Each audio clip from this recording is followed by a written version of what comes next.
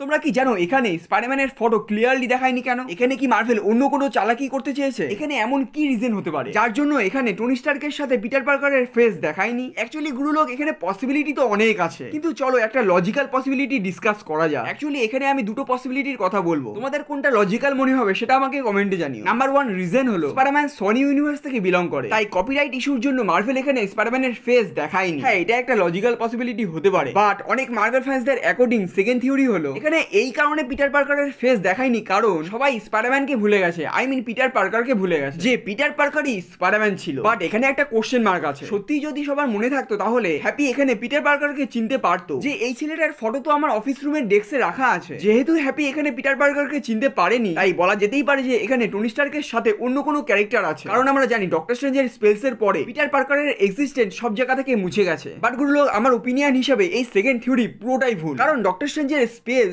I mean Peter পার্কারই Spiderman এইটা ভুলে যাওয়ার স্পেল 2021-এ হয়েছিল। এর মানে হলো 2021-এর পরে সবাই ভুলে গেছিল যে পিটার পার্কারই স্পাইডারম্যান ছিল। বাট এখানে ডেডপুল অ্যাভেঞ্জার্সকে জয়েন করার জন্য 2018 টাইমলাইনে এসেছিল, আর এই 2018-তে সবাই জানতো পিটার পার্কারই স্পাইডারম্যান। আই মিন যারা যারা জানতো তারা সবাই জানতো, like Aunt May, Iron Man, Happy, MJ, Ned et cetera, এরা সবাই জানতো 2018-তে পিটার পার্কারই স্পাইডারম্যান। বা 2021-এ ডক্টর স্ট্রেঞ্জের স্পেলসের পরে সবাই ভুলে গেছিল যে পিটার পার্কারই স্পাইডারম্যান, আর ডেডপুল ইন্টারভিউ দিতে এসেছে 2018 টাইমলাইনে। এবার সবথেকে বড় কোশ্চেন হলো এখানে মার্ভেল পিটার পার্কারের ফটো ক্লিয়ারলি দেখায়নি কেন? ওয়েল, এখানে একটাই লজিক্যাল পসিবিলিটি হতে পারে যে কপিরাইট ইস্যু। যেহেতু স্পাইডারম্যান সোনি ইউনিভার্স থেকে বিলং করে, তাই মার্ভেল কোনো পারমিশন ছাড়াই স্পাইডারম্যানকে ওর মুভিতে দেখাতে পারবে না, আর এটাই কারণ ছিল স্পাইডারম্যানের ফটো লুকানো। বাট এটাও হতে পারে যে এই স্পাইডারম্যান অন্য ইউনিভার্স থেকে বিলং করে, আই মিন টনি স্টার্কের সাথে অন্য পিটার পার্কার আছে। আই মিন এই পিটার পার্কার টম হল্যান্ডের পিটার পার্কার না। মার্ভেল যদি কোনোদিনও চায় তাহলে এই ইউনিভার্সের পিটার পার্কারকে চেঞ্জ করতেই পারবে। এই ব্যাপারে ফুল ডিটেইলস জানতে হলে তোমরা আমাকে কমেন্টে বলো, এই ব্যাপারে আমি ফুল লং ভিডিও নিয়ে আসবো যার মধ্যে ফুল ডিটেইলসে কথা বলবো। আর হ্যাঁ, বদমাশকে সাবস্ক্রাইব করতে একদমই ভুলো না।